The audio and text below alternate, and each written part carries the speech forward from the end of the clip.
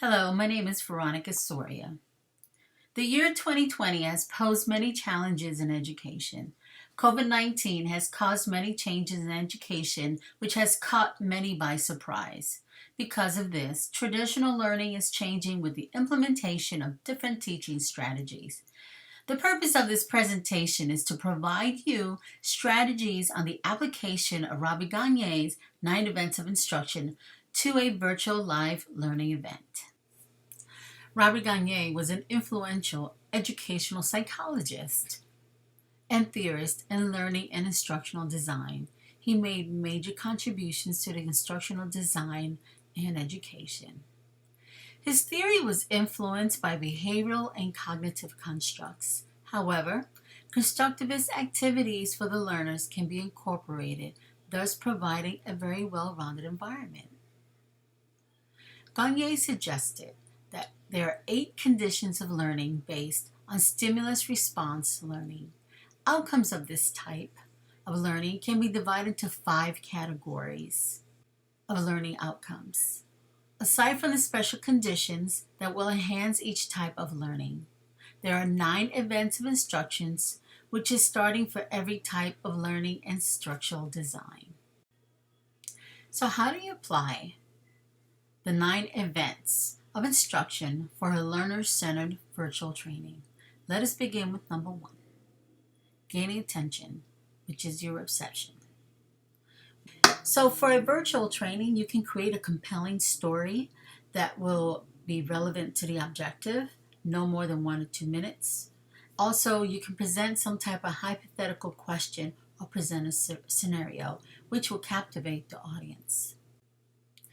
Number 2 is informing the learners of the objectives. It informs the learner what the objectives are of the learning event, which creates expectancy.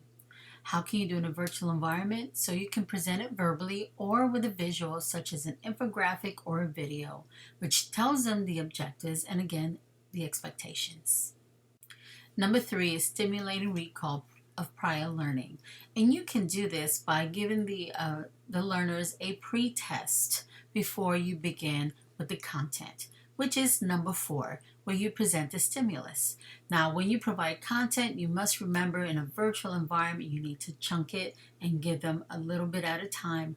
Also, you can assign them readings and videos and games that are relevant to the content.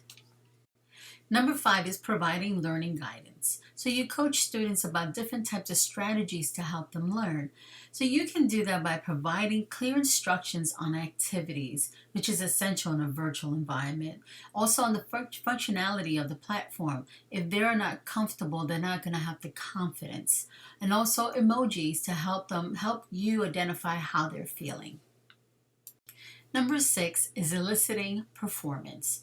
Learners learn by doing. So how do you do that in a virtual environment? You can use breakout rooms for discussions. You can use polls. You can use whiteboards. You can use a Q&A. So there are multiple ways that you can do this. Number 7 is providing formative feedback to the learners. And you can do this by Q&A, peer evaluations. Number 8 is assessing performance. So it's a summative evaluation of learner progress. So you can do this with a breakout room for discussion and teachbacks. Number 9 is enhancing retention and transfer.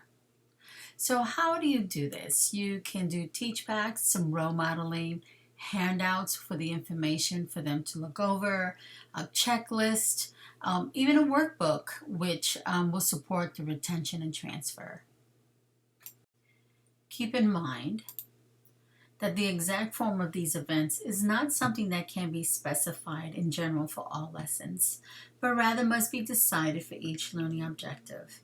The 9 events of instructions must be deliberately arranged by the facilitator to support learning processes. I will close out this presentation with this quote that states, "Students do not learn much just sitting in classes, listening to teachers, memorizing prepackaged assignments, and spitting out answers. They must talk about what they are learning, write reflectively about it, relate it to past experiences, and apply it to their daily lives. They must make what they learn part of themselves. And this is very much related to Gagne's theories. Thank you.